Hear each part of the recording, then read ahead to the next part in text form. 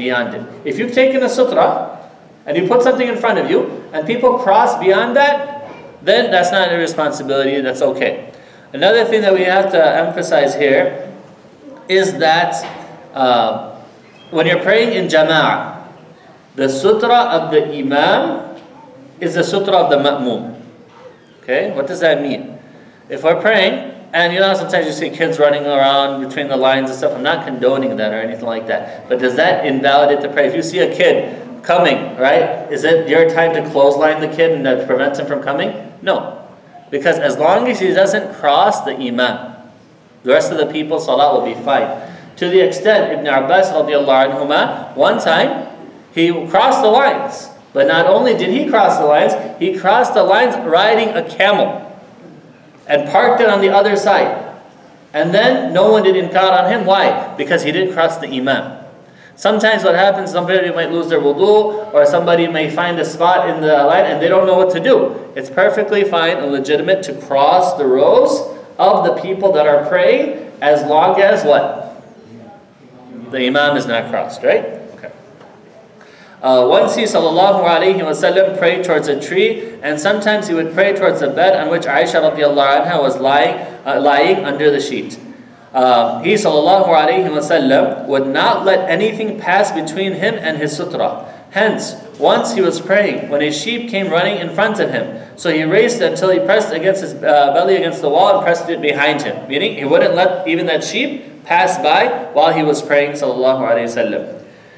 Also, once while praying an obligatory prayer, he clenched his fist during it. So when he had finished, the people said, "O Messenger of Allah sallallahu alaihi wasallam, did something happen during the prayer?" He said, "No, except that a devil wanted to pass in front of me, so I strangled him until I could feel the coldness of his tongue on my hand. By Allah, had my brother Sulaiman not beaten me to it, I would have tied him," meaning the devil, "to one of the pillars of the mosque so that the children of Medina could walk around him. So whoever can prevent something intervening between him and the Qibla, he must do so." What was the dua of Sulaiman alayhi salam? That don't give anyone power over the jinn like you gave me. And this is the dua that Allah subhanahu wa ta'ala mentioned in Surah Sad. Okay?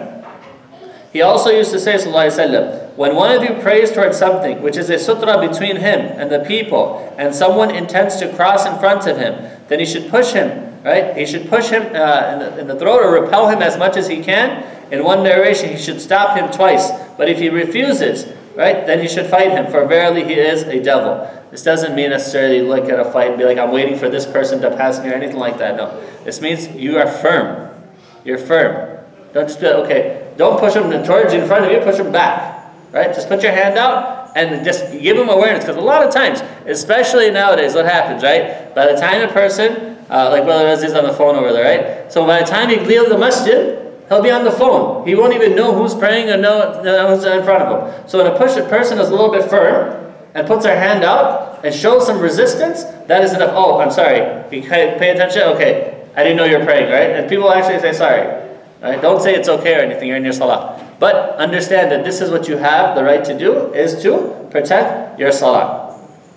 He also used to say, if the person who passed in front of someone praying knew the sin on him, it would be better for him to wait 40 than to pass in front. Abu Nadr, the narrator, said, I do not remember exactly whether he said 40 days, months, or years. Okay? You know, we don't even wait 40 seconds.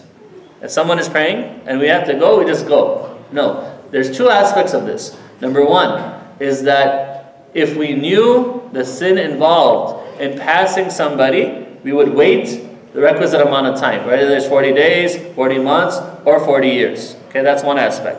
Number two, we should be aware of the situation and circumstances of people. Right? One of the constant complaints that we get is that on Jum'ah, people will pray and they'll pray towards the door when people have to go back to work. Right? And it happened to sisters, brothers said, even now people pray towards the door. I remember hearing about one imam, Allah subhanahu wa ta'ala guide us in him. He wanted to make sure that people prayed the sunnah. So he would stand at the door and say, Allahu Akbar, and not let anyone pass. This is haram. Okay? So, this is something that we have to take into consideration. If you want to pray, and I recommend this on a daily basis, that if you want to pray sunnah, which I encourage people to do, although the sunnah of the Prophet ﷺ is to pray the sunnah at home. He said, do not make your houses like graves, right? Pray the sunnah in the house. The best place to pray a prayer other than the fard prayer is in the house. Okay? But if you're going to pray, that's fine. But pray on the side. Pray on the side so that whoever has to go can go. And pray up close to the front. And be aware, or if there's a chair there, pray behind the chair. So whoever needs to cross can cross. It just takes a little bit of effort, but it takes awareness. Okay? Alright, now inshallah we're going to talk about what breaks the prayer. He sallallahu alayhi wasallam used to say, a man's prayer is cut off when there is nothing such as the end of a saddle in front of him. Okay? This is hadith, the hadith of Prophet ﷺ. If you don't have a sutra and someone passes your prayer, does your prayer automatically break? Not necessarily, except 3 conditions. Number 1, a menstruating woman, a donkey, or a black dog. Abu Dharr radiallahu anhu said, I said, O Messenger of Allah sallallahu alayhi wa sallam, why the black dog rather than the red one? He sallallahu alayhi wa sallam said, the black dog is a shaitan. Okay? How do we interpret this hadith? I'm not sure.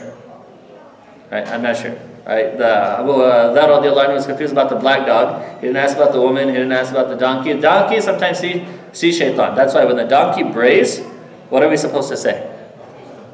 A'udhu billahi minash shaitanir rajim. A'udhu billahi minash shaitanir rajim.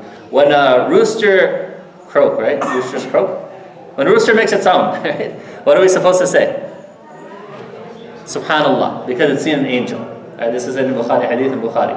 When a rooster croaks, you're supposed to say Subhanallah. When a donkey brays, you're supposed to say A'udhu billahi minash shaitanir rajim. Why are they mentioned in this hadith? Allahu A'lam. I don't know, but it is an authentic hadith. Okay? Another thing that we have to be very careful of, which is not allowed for us to do, is pray in the direction of graves. The Prophet ﷺ used to forbid prayer facing the grave, saying, do not pray towards the graves and do not sit on them. Okay. Question. What about Masjid al-Nabawi? Do we pray towards the grave of the Prophet ﷺ? No, our back is towards the Prophet ﷺ's grave, number 1. Number 2, the Prophet ﷺ discouraged having graves in masajid. Okay, because a lot of times you see that, the mausoleums and the dargahs and all these type of things that they have, the Prophet ﷺ discouraged that. So the question is, why in Masjid al-Nabawi is the grave of the Prophet ﷺ? It wasn't part of the masjid. The masjid expanded, his house was separate from the masjid, but the Prophets ﷺ are supposed to be buried where they pass away. So the masjid expanded and it encompassed his house, but initially it was separate from the masjid. Okay? Another thing that we have to make sure that we have the intention when we pray the salah. And the intention must precede the salah, must come before. You can't be in ruku' and be like, Dhuhr, Asr, 4, 2, what am I praying? No, because you have to say, before you say Takbir al-Tahrim. No, but another thing is that there's no authentic narration on behalf of the Prophet ﷺ that he said anything before saying Takbir al-Tahrim. Okay, I know as children, I was taught that we say Niyat Katam Charakat Farz Namaz Zuhr, right? All these things, right? But this is not from the Sunnah of the Prophet ﷺ. In Arabic, people are taught Nawaitu an usalli arba'a rakat lillah wa tawajjahni ila al-Ka'bah, right? I intend to pray 4 rakat for the pleasure of Allah subhanahu wa ta'ala with my face towards the Qibla. English, I intend to the same thing. But this is not from the Sunnah of the Prophet ﷺ. Right? I ask people, why do you do this? Right? If it's not from the Sunnah, why do you do this? So they said, just to remind the people or our children what they're doing and things like that. But the fact that a person is standing to pray, he or she should know what they're praying. As long as you know what you're praying, this is sufficient for an intention. Okay? So why is the intention important? Why is the intention important? That you know what you're doing. Okay? إِنَّمَا الْأَعْمَالُ بِالنِّيَّاتِ. Okay, actions are according to their intentions, and every man shall have what he intended. But tell me this, when it comes to salah, what's the difference in the physical aspect between the 2 rak'ah fard and sunnah fajr? Physical aspect. Nothing. The only thing that distinguishes the two is what? The intention. What's the difference between the 4 fard of dhuhr and the 4 fard of asr? The only thing that distinguishes the two are what? Right? Time and intention. Intention, right? So this is why the intention is critical. Intention, one of the things that intention does is it distinguishes one act of ibadah from another. 2 things. If you look at any book about intentions, they'll say it distinguishes between aada and ibadah, and aada and ibadah, action from act of worship, and it also distinguishes one act of worship from another. Okay? Physical aspect, external aspect. If a person is fasting in Ramadan, or let's say Ramadan's fine. Let's say if tomorrow somebody decides to fast because they're fasting a kafara. Okay? And then another person decides to fast just because they want to fast. What's the physical difference between the two? Nothing. The only intention is the difference, because kafara, the fast of kafara, is wajib. It's obligatory. And the fast of that is sunnah, mustahab, right? Recommended. Okay, then we say Allahu Akbar. Then he sallallahu alayhi wasallam would commence the prayer by saying Allahu Akbar, Allah is the greatest. He ordered the man who prayed badly to do likewise as had been mentioned. And he said to him, verily, the prayer of a person is not complete until he has made an ablution which has included the necessary parts of the body and has then said Allahu Akbar. He also used to say, the key to the prayer is purification. It is entered by takbir and exited by taslim. Also, he used to raise his voice for the takbir, such as that those behind him could hear. But when he fell ill, Abu Bakr radiallahu anhu used to raise his voice to convey the takbir of the Messenger of Allah sallallahu alayhi wasallam to the people. He would also say, when the Imam says Allahu Akbar, then say Allahu Akbar. What is this takbir called? Takbir ula? No, it's more than that. Takbir tahrima. Takbir tahrima. Why is it called takbir tahrima? Yes, it makes those things that don't have to do with the salah haram during the duration of the salah. Such as? Sorry? Talking. Looking around, eating, drinking, laughing. Salam, we'll get to that, inshallah. What else? Moving around. Yes, all these things. Even moving, we'll get to that. There's certain exceptions to these things. Okay, raising the hands. He sallallahu alayhi wasallam would raise his hands sometimes with the takbir, sometimes after the takbir, and sometimes before the takbir. Okay, so all of these are permissible. All right, how do we put our hands? Do we do this? People have seen people do this, right? This is not proper. To do it sideways like this, palms facing the ears, this is not proper takbir. He would raise them with fingers apart, not spaced out nor together. Normal. He wouldn't go like this, nor would he go like this, sallallahu alayhi wa sallam. Just normal. Okay?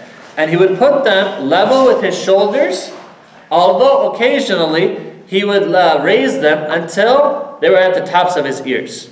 So usually, how would he do it? He'd put it to his shoulders. But occasionally he'd put them a little bit higher than that, and this is all permissible.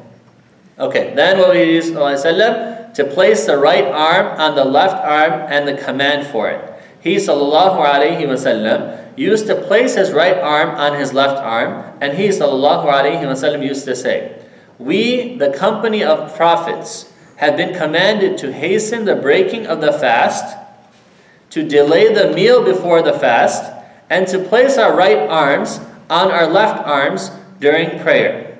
Also, he passed by a man who was praying and had placed his left arm on his right. So he pulled them apart and placed the right on the left.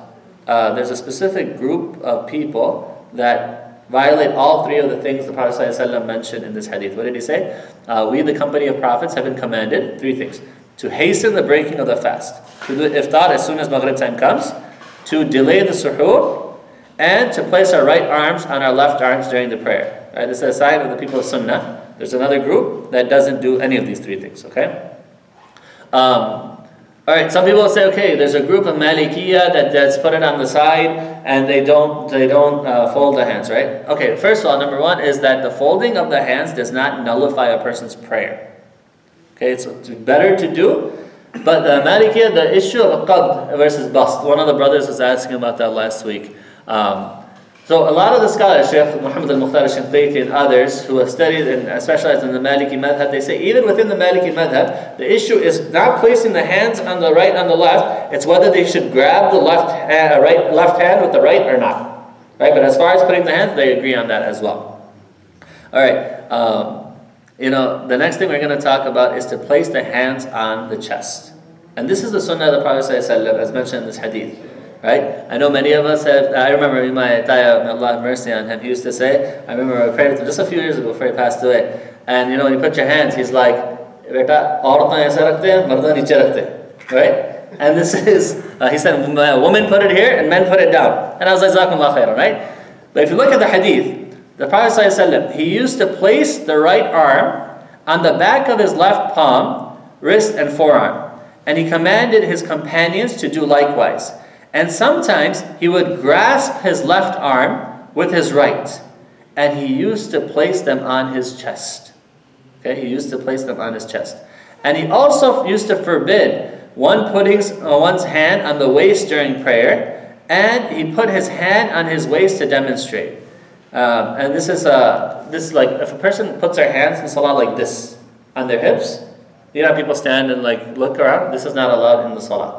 Okay, the sunnah is if a person puts their hands on their chest or on their stomach or are lower than that, does that nullify the prayer? Does that necessitate sajda sahwi? No. These are all what we call mukammalat. These are all things that increase the efficiency, the quality of the person's prayer, but they don't take away from it. So no one, if you see someone praying like this or like that, as long as we don't mention that it's not essential of the prayer, such as takbir al-tahrima, then don't worry about it, okay? Another thing we want to talk about real quickly is how do we join the prayer? How do we join the prayer? If the imam is in ruku', how many takbirs do we say? Just say Allah. We say takbir tahrima and then we close our hands on the... Yeah, and then you don't have to even close your hands, but you say takbir tahrima, and then you say takbir intiqal. 2. Takbir tahrima, you're entering the prayer. And your takbir intiqal, you're moving from one position to another. Okay, so make sure you do that. 2, right? Allahu Akbar. And then another Allahu Akbar to go down ruku'. Sometimes because of the rush, we want to catch the ruku', we just run and we just do a straight dive. Okay? Make sure you say Allahu Akbar. I know some people that they just go down ruku', they come up and they say, I forgot to say Allahu Akbar. Right? Does that rak'ah count for them? No. Because they haven't entered the salah. How do you enter the salah? By saying Allahu Akbar, right? So make sure, be focused. Be focused on what we do. And in this situation, it's better not to rush, not to run. Yes? I have seen people just and diving into ruku, they don't have time enough to say Allahu Akbar and then Allahu Akbar. Yeah. A lot of time in this month is over here. Yeah. Okay. Next thing we'll talk about is to look at the place of prostration and to be humble. He sallallahu alaihi wasallam used to incline his head during the prayer and fix his sight towards the ground. While he was in the Kaaba, his sight did not leave the place of his prostration until he came out from it. And he sallallahu alaihi wasallam said, "It is not fitting that there should be anything in the house which disturbs the person praying." He sallallahu alaihi wasallam used to forbid looking up at the sky, and he emphasized this prohibition so much that he said, "People must refrain from looking up at the sky in prayer, or their sight will not return to them." And in one narration, or their sight will be plucked away. In another hadith, the Prophet ﷺ said, so when you pray, do not look here and there. For Allah sets His face for the face of His slave and in His prayer as long as he does not look away. Another thing the Prophet ﷺ mentioned, is a person looking here and there, looking around in the salah. He said, it is a snatching away which the devil steals from the slave during prayer. Okay, another thing that we need to do is make sure that we're looking at the place of sajda. And this is throughout. Alright, I've heard, but I've never found a narration. And Shaykh Muhammad al-Mukhtar said the same thing, that where do we look when we're in the position of ruku'? Sometimes people say feet. No, but the place of sajda. The place of sajda. Because this hadith is the evidence. If someone says, no, during the ruku', it's an exception, you look at the feet, they have to bring evidence. Because the default is what? Sajda. Okay? Another thing which is not recommended to do is to close the eyes during the prayer. Someone will say, no, it increases my concentration, it increases my focus. But if the Prophet ﷺ said, look at the place of sajda, that's the best thing that we can do. One of the ways that we can increase our focus a little bit is that, keeping a sutra when we're praying alone, and this will, inshallah ta'ala, help us. Another thing, I remember, I was always wondering, you know how, if you've ever seen the mashayikh in Saudi, Shaykh Sudais and them, they wear like basically this hijab, right? It's not covering. So, if you ever look at that, if you wear that when you pray and stuff, you don't know who's on your right, you don't know who's on your left. Right? Because the way that they wear it, if they put it like this, you can't really see to your right and to your left. And that increases the concentration. Right? Because sometimes we may be praying to next to somebody, and then we're just like, okay, if the imam's reading long, whatever, we don't know what it's saying, our mind wanders. So try to focus your place in your eyesight on the place of sujood. Okay? And this is why, this isn't that bad, but this is why it's better and recommended to have plain sajada. Plain sajada, I mean the place that you do, janimaz type thing, to have it plain, or else you start seeing images and you start seeing all kinds of things, and even not to have things that distract a person from the salah. That's why, when even in open mosque day, people are asking, how come you guys don't have figures? How come you guys don't have pictures of Muhammad, pictures of prophets? You said you believe in them, right? Because all of these things can lead to shirk, and we only worship Allah subhanahu wa ta'ala. Okay, and we don't want to get distracted from any of our prayers. Another hadith, the Prophet ﷺ said, pray a farewell prayer as if you see him, but if you do not see him, surely he sees you.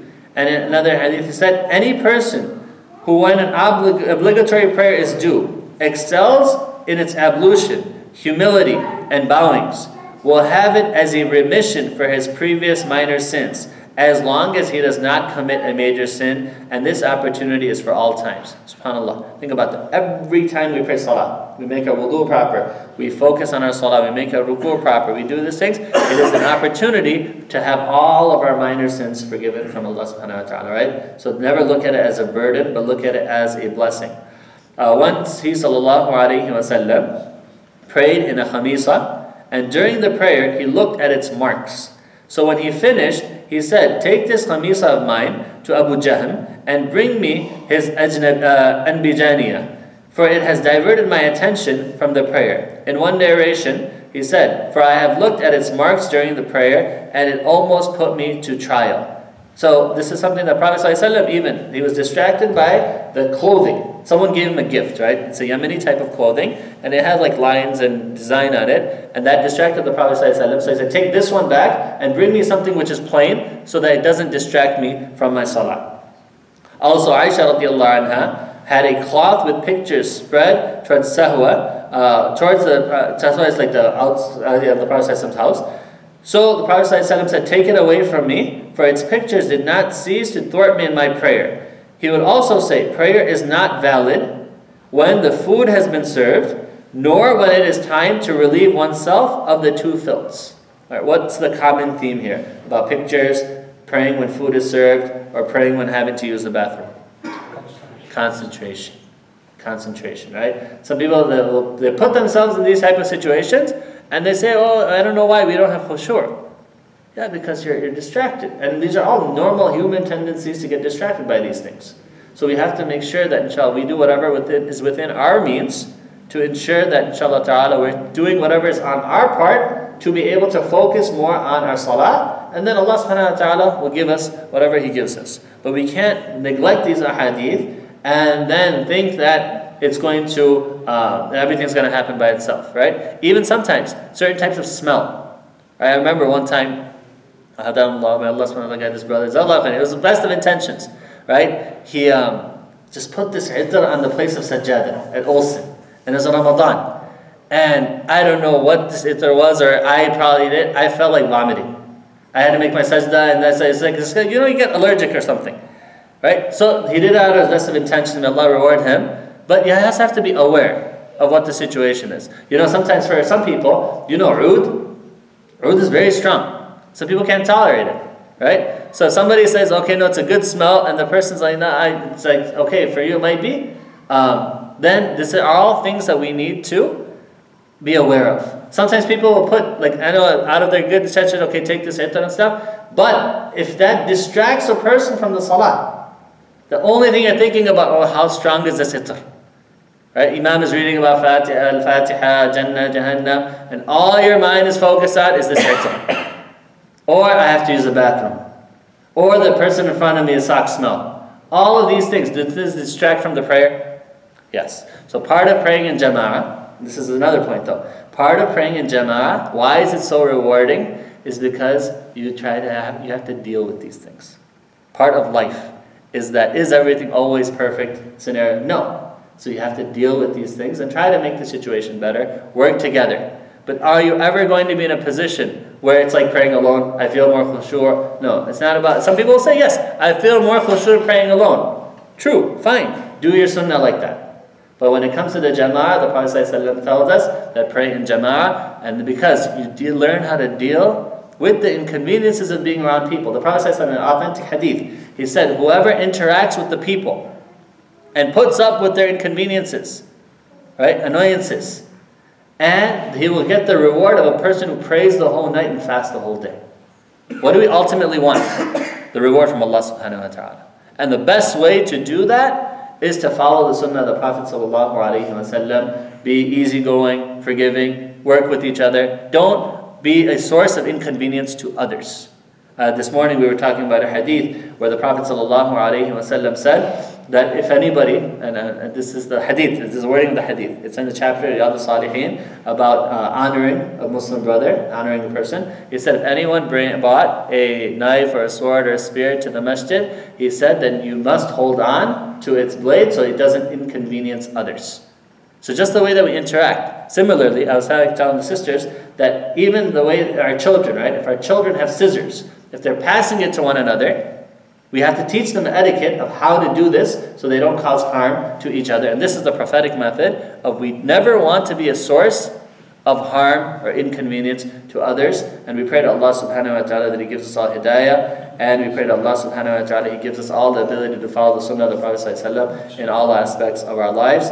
Inshallah ta'ala, next week we'll cover the opening supplication, right? The dua istiftah, what the Prophet ﷺ used to recite even before he started reciting Al-Fatiha. Right, Abu Hurairah radiallahu anhu, the companions, you see their keenness and their powers of observation. He said that, look, there's a period of time after you say Allahu Akbar, before you start reciting Al-Fatiha, what do you say during that time? And the Prophet ﷺ taught him, so we'll start with that, inshallah ta'ala, next week. Are there any questions? Yes, go ahead. Regarding the sutra, how far before can I go so I can pass the person? Alright, usually you say the place of a person's sajda, one line after that. Why do we get that? Approximately, the question is how long, how much distance should a person try to avoid before passing another person? So when the person is saying sajda, one line would be sufficient because Prophet ﷺ said like a small sheep. Right? So approximately a small sheep would be that. Yes? I read it somewhere that one line is good enough for satra. If you can't find anything. Yeah. So aren't these lines work as that? These lines would work. The lines would work that's a distance between. That's why. Because why? Because a sheep, if you look at it, take a sheep and you put it here, lengthwise, widthwise, and then there'd be enough to cross. Any other questions, comments? Oh, mashallah, very good. Oh, yes, Sanka. What is the responsibility of a person who is praying? Just they comes and they start praying in the center of the mosque. Other people they come and they have to take all the turn to come over here. You know? So is there anything there? Yeah, people should be aware. People should be aware, right? They should be educated. People should be educated for that. Right? If you're going to pray, understand that there are going to be people that are going to be crossing, and that depends. Okay, even yeah, you should be aware that our salah shouldn't be a source of inconvenience to others. At the same time, if somebody's missed the rak'ah and they're praying, let's say where your uncle is, they're praying, and the people on this side have to go. You just have to wait, and the person shouldn't be like, okay, now I memorized this surah today. Now it's time to recite it all. No, this is not the time. I think the biggest thing that we need to understand is that we just need to be concerned about others, care about others, right? In all aspects. It's not only about us. It's about others and others' rights, responsibilities. And this is a prophetic message would teach us that the more we are concerned about others, the more Allah will care about us. The more we take care of others, the more Allah will take care of us. Right? So then if you put your own wants, say that yes, you really want to revise this surah, but you know that, look, there's people. The Prophet ﷺ in Fajr one time, he wanted to read long surah, but he heard a child crying. He shortened it. And that's what's the goodness, right? So we've tried to follow a prophetic example. Yes, Santa? You said one time, if there is a gap in the line, Allah subhanahu wa ta'ala doesn't look at that line. So I'm in that line, and somebody has a gap in that line. That means my salah is... No, as long as you're not the source of that gap. Right? That doesn't necessarily mean the gap or the salah. If you're intentionally doing something which is the source of that causing, or sometimes there might be a gap for a legitimate reason. Okay? But it's important for us to fill those gaps. Like say there's a person that's praying the salah, and the person loses the wudu. Then when that person leaves, there's a gap. Does that mean Allah's not going to look at the line? No, but the person, it's responsibility to fill those gaps.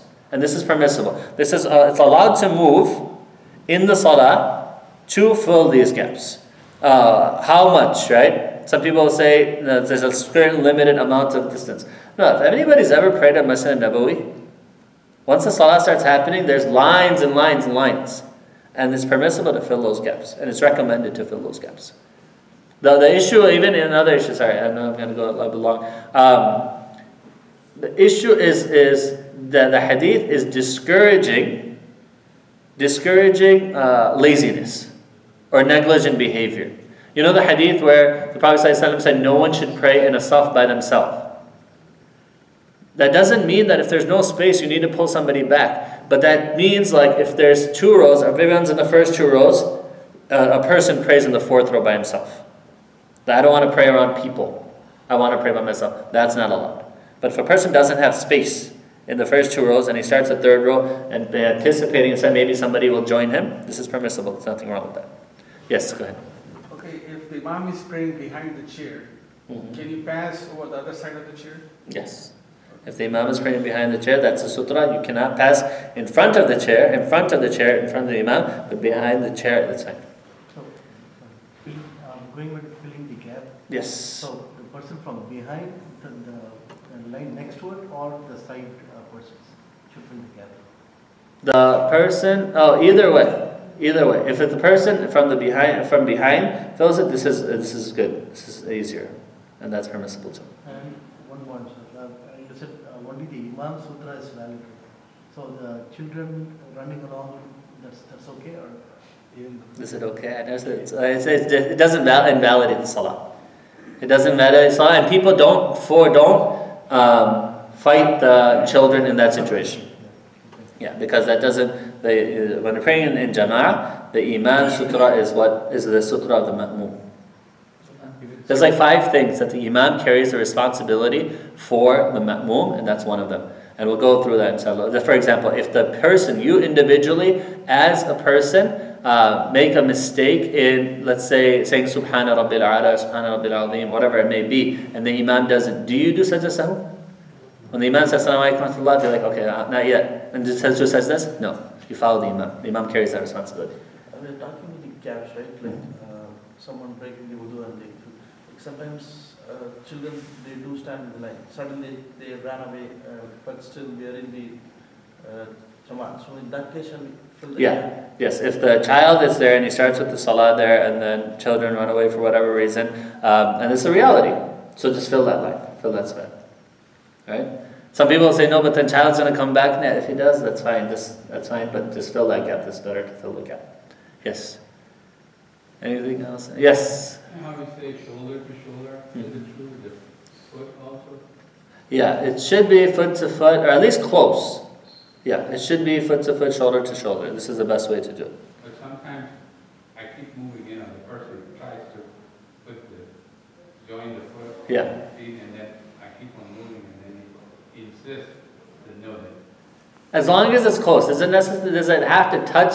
A lot of scholars say it doesn't necessarily need to touch, but as long as they're close, this is sufficient. Any other questions? Doesn't that foot to foot mean that you need to be straight, You need to be not straight. widen the legs to the, Yeah. cover the gap? It's just like in army. Foot to foot mean they're, straight. Yeah. Yeah. Everything needs to be balanced. We'll talk about how the Prophet ﷺ used to stand. Some people, even when there's no space, they won't like put their feet closer together. Some people put the feet on the feet. Yeah, that's why I put it. This is true. Any other questions, comments? Yes. You talked about like how to enter the Jama'ah if you're late. So just to further that, I don't know, maybe we will talk about that later. How much time, or is there a time that you have to spend with the Imam in Ruku to earn that rak'ah? Yeah, we'll talk about that inshallah. What is the minimum amount of tasbihat in order to fulfill the rukn? It's 1 tasbih. 3 is recommended. And 3 is, some scholars with 3 say 3 is the minimum, but the strongest opinion is that 1 is sufficient to fulfill that responsibility. But that's after a person has reached itminan. Itminan means that they stop moving.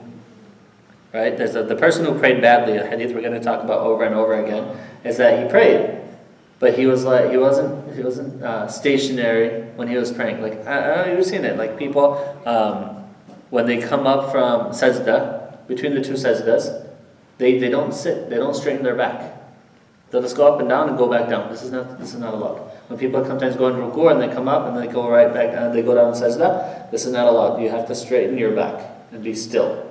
And this is something. Okay. Yes. I'm doing all alone. Can I do the niyat that say takbir on that and say somebody will come later on? Yeah. Prophet ﷺ said that even if a person is in the desert, they should give the adhan and give the iqamah and pray the salah, because everything that is there, whether it's living or non-living, will testify on the person's behalf. Yes. After the first namaz, when the imam is sitting on the jarimas, when the muqtadi got up and walked away, where the tradition is that people has to sit there till the imam is there on the. Yeah, the question is that if after the fard salah, while the imam is on the musalla, his place of sajda, can the muqtadi, the people praying behind the imam, can they go away after that? Yeah, they can. The salah is finished. The Prophet ﷺ mentioned in authentic hadith that if you stay in the place where you prayed, the angels will be making dua for a person. Allahumma ighfir lahu warhamhu, Allah forgive him, have mercy on him, as long as he doesn't move or he doesn't pass gas or break his wudu. So but from a Shari'i perspective, is it allowed? Yeah, it's allowed. Is it recommended? No. It's recommended to sit and make the adhkar, but would a person be sinful if they did? No. Any other questions, comments?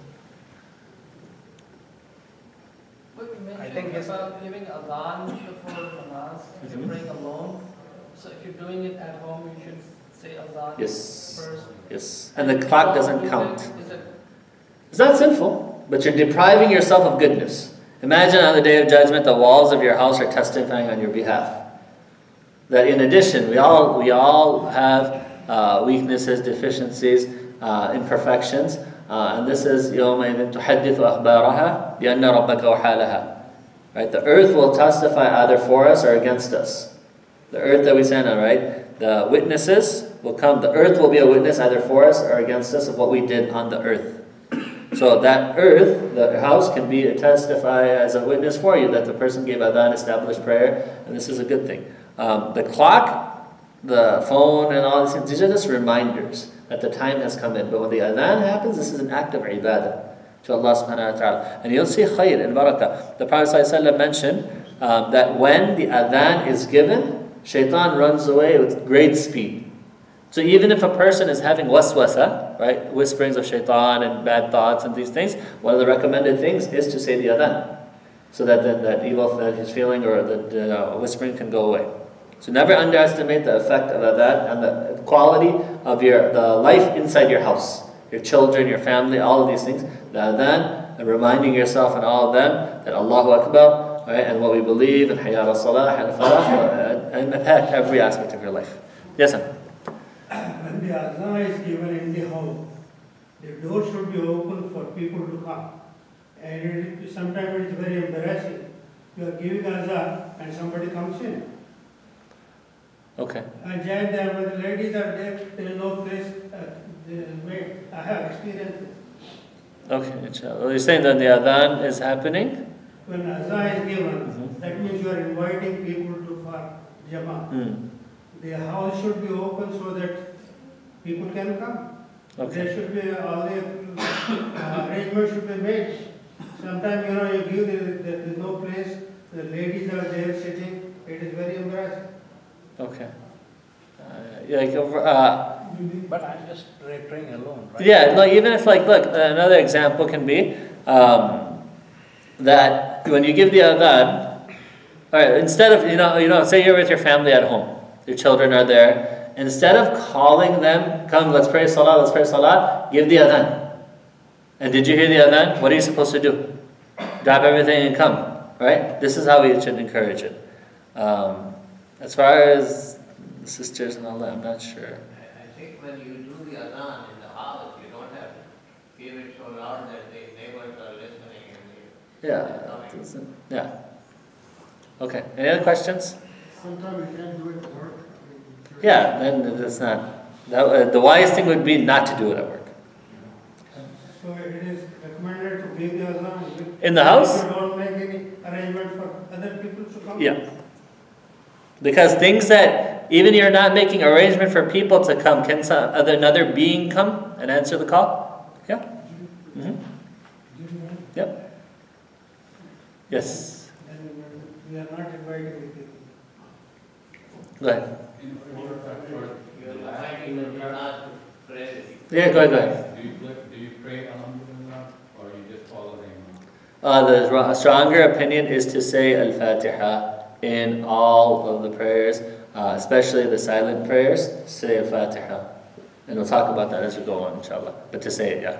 Don't just be silent. This is a stronger opinion. Yes, Bashir. Is the adhan on the phone, is that a substitute? No, the adhan on the phone is just a reminder that time has come in. The adhan, when we give it, it's an act of ibadah.